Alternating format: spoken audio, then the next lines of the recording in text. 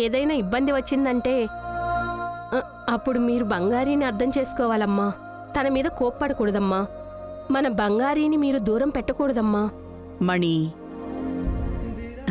నువ్వెందుకు ఇంతలాగా సీరియస్గా తీసుకుంటున్నావు? ఏంటి, అలా ఏదైనా తప్పు చేసుందా ఏంటి? అచ్చాచా, అలాంటిదేం లేదమ్మా. నేనొక మాట చెప్పానంతేనమ్మా.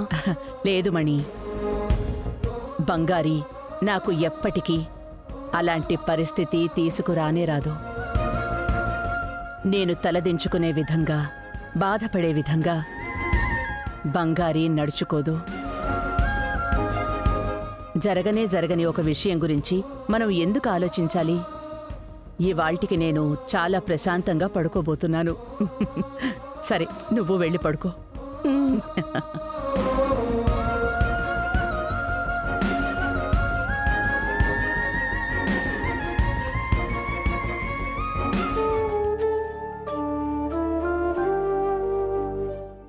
మీనా, ఇలా చూడు. ఏంటి? నిన్న జరిగిన ఫంక్షన్ని పిల్లలతో చెప్పి వీడియో కట్ చేయమని చెప్పాను, పంపించారు. ఎంత గర్వంగా ఉందో తెలుసా? అమ్మ మొహంలో ఉన్న సంతోషం చూడు. అమ్మనింత సంతోషంగా చూసిందే లేదు. ఒక రకంగా బంగారి అవార్డు ఇచ్చేసరికి అమ్మ మనసు నిండిపోయింది.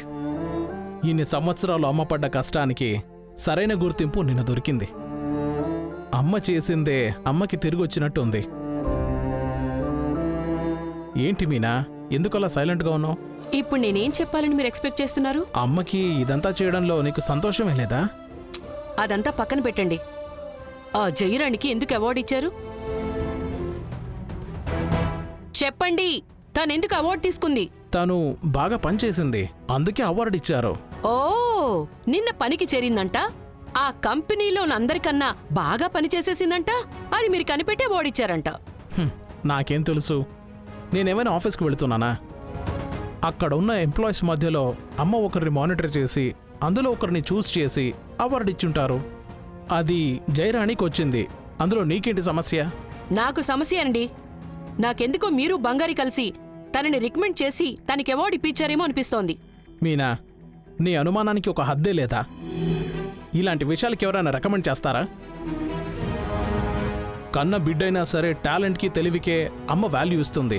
అది నీకు తెలుసు కదా. ఆవిడ దగ్గర ఈ రికమెండేషన్స్లేం కుదరవు. అయితే మీరా పని చేయలేదు కదా? ప్రమాణంగా చేయలేదు మీనా. ఏంటి నువ్వు? నేను చెప్పిందేదో నువ్వు నమ్మనంటున్నావా? నమ్మేట్టుగా మీరు నడుచుకుంటున్నారా? ఏమన్నావు? ఏమీ లేదు. నేను అడిగిన దానికి క్లియర్గా మార్చకుండా సమాధానం చెప్పండి చూద్దాం. మీరెవరు? నీ భర్తని. ఈ ఇంట్లో ఎవరు? ఈ ఇంట్లో ఎవరంటే ఝాన్సీ అమ్మ కొడుకుని. మరి ఆ కంపెనీలో? కంపెనీలో నేను కోమా స్టేజ్కి పోకముందు అమ్మకి ఈక్వల్గా నెక్స్ట్ పొజిషన్లో ఉన్నాను. ఇప్పుడు? ఇప్పుడు నేను ఇంట్లో ఉన్నాను. సరే, ఇవన్నీ దేనికి అడుగుతున్నావు? అక్కడ స్టేజ్ మీద ఎవరినెవరినో ఎక్కించి పొగుడుతున్నారు, చప్పట్లు కొడుతున్నారు. మీకెప్పుడు ఆ పొగడ్తలన్నీ వస్తాయి మరి? మీనా, దానికి నేను ఏదో ఒక పని చేయాలి మీనా. పొద్దున్న నుంచి సాయంత్రం వరకు నేను ఇంట్లోనే కదా ఉంటున్నాను. ఊరికే ఉన్న వాళ్ళని ఎవరైనా పిలిచి స్టేజ్ మీద పొగుడతారా? కామెడీ అయిపోదు. చూసే వాళ్ళందరూ నవ్వుతారు కదా. లేదు, ఇది కరెక్ట్ కాదు. రేపటి నుంచి మీరు ఆఫీస్కి వెళ్ళండి. నిజంగానే అంటున్నావా? అవును.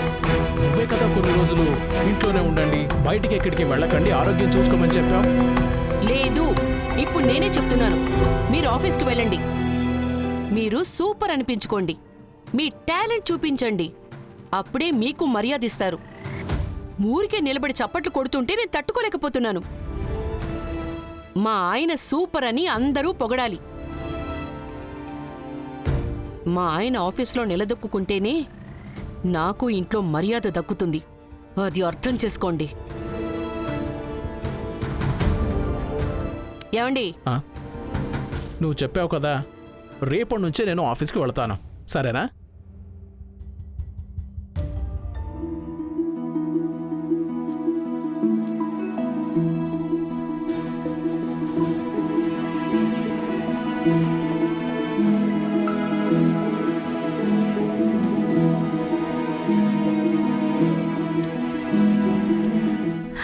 రామచంద్ర,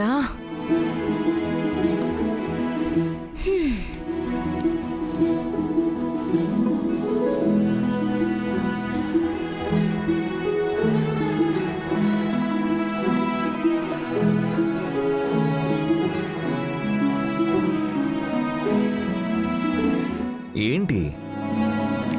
అంటే ఏమన్నా వర్షం పడుతుందేమో అని చెక్ చేశాను. ఎందుకు? లేదు, కొత్తగా ఇవాళ హెల్ప్ అది చేస్తున్నారు కదా, అందుకే. హలో, ఏంటి? ఏదో పాపం ఒక్కతే చేస్తుంది కదా అని హెల్ప్ చేస్తే ఓవర్ చేస్తున్నానండి. రవి సార్, నా దగ్గర పాపం కూడా చూస్తారా? పాపం పుణ్యం ఏం చూడను. మరి సడన్ గా ఎందుకు అంత కన్సర్న్? అంటే జాను ఇవాళ చాలా హ్యాపీగా ఉంది కదా, దానికి నువ్వే కదా కారణం. So thank you. మరి బదులుకి నేను థ్యాంక్స్ చెప్పాలి, ఎందుకంటే నన్ను రూమ్ లో ఉంటే ఉండనీలే అని వదిలేకుండా కాపాడి తీసుకొచ్చారు కదా, అందుకు చాలా థ్యాంక్స్. ఇదిగో చూడు, అలా అని చెప్పి నేను నిన్ను క్షమించేశాను, పోగా పోగా క్షమించేస్తానని ఊరికే కలలు గనక చెప్తున్నాను. అదంతా ఎప్పటికీ జరిగే పని కాదు. ఎప్పటికీ నువ్వు నేను వేరు వేరు. మీరు చెప్పారు కాబట్టి సరిపోయింది. లేదంటే ఈ పాటికి కలలో మీతో కలిసి స్విట్జర్లాండ్కి వెళ్ళి డ్యూయట్ వేసుకుని ఉంటాను.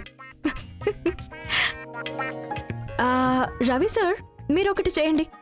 ఇప్పుడు ఒక డైలాగ్ చెప్పారు కదా, అది అలాగే ప్రింట్అవుట్ తీసి ఈ రూమ్ ఫుల్గా ఆ ప్రింట్అవుట్ని అతికించేయండి, లేదంటే రికార్డ్ చేసి పెట్టుకోండి. ఎప్పుడైతే నేనేదో ఒకటి చేసి మీకు థ్యాంక్స్ చెప్పాలనిపించినప్పుడు అప్పుడు మీరు నాకు ఆడియో పెట్టేశారనుకోండి, నేను తక్కువ అలర్ట్ అయిపోతాను. మీరెందుకు కష్టపడి చెప్పిందే చెప్పుకుంటూ ఉంటారు కదా, వెంటనే మీరు రికార్డర్ ఆన్ చేసేయండి. చిన్న వయసులో నీకేమైనా తలకి దెబ్బ తగిలిందా ఏంటి? నాకు గుర్తులేదే, ఎందుకు అడుగుతున్నారు? అంటే నువ్వు బిహేవ్ చేసే చూస్తే అలాగే అనిపిస్తుంది. లైట్ గా క్రాక్ అయినట్టుగా మాట్లాడుతావు. చిన్న వయసులో దెబ్బ తగిలితే నన్ను ఎందుకు అడుగుతున్నారు? కావాలంటే మీ అత్త ఉంది కదా, మీ అత్తగారిని అడిగి తెలుసుకోండి. మీ నిజమైన అత్త, మిమ్మల్ని పెంచిన అత్త, ఆవిడకి అన్నీ గుర్తుంటాయి కదా, ఆవిడ దగ్గరికి వెళ్ళి అడిగారంటే ఆవిడ నాకు దెబ్బ తగిలిందో లేదో చెప్పేస్తారు. ఏంటి, నన్ను రెచ్చగొట్టడానికి ఆవిడ గురించి మాట్లాడుతున్నావా? అరే, మీరు కావాలని నన్ను ఏమైనా అనేయచ్చు, కానీ నేను మాత్రం అనకూడదా? సరే నిజం చెప్పండి, మా అమ్మని మీ అత్త అని తెలిసినప్పుడు మీకు కొంచెం కూడా ప్రేమ గుర్తు రాలేదా? లేదు. సర్లే, పాత కోపం ఒక పక్కన ఉండనివ్వండి. కొద్ది రోజులుగా మీరు మా అమ్మతో ఉండినప్పుడు మీరు ఆవిడతో ప్రేమగానే ఉన్నారు కదా, అప్పుడు ఆ ప్రేమలో కొంచెం కూడా నిజం లేదా? లేదు. ఎప్పుడు ఆవిడ నన్ను మోసం చేసిందని తెలిసిందో అప్పుడే నేను అవన్నీ మర్చిపోయాను.